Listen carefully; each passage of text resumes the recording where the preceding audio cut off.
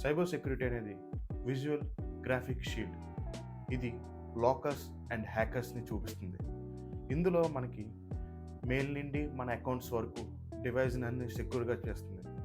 ఇంకా మన social media నుండి ఈమెయిల్ ఐడీస్ వరకు మన అకౌంట్ని సేఫ్గా ఉంచుతుంది.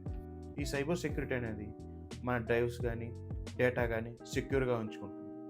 అలాగే మన ఈమెయిల్స్ నుండి సోషల్ మీడియా ప్రొఫైల్ వరకు హ్యాకర్స్కి మన ఇన్ఫర్మేషన్ చాలా విలువైంది. కామన్ సైబర్ థ్రెట్స్లో ముందుగా మనకి fishing mails, malware alerts and password leakages, ఈ మూడు అనేది కామన్ థ్రెట్స్గా చెప్పుకోవచ్చు.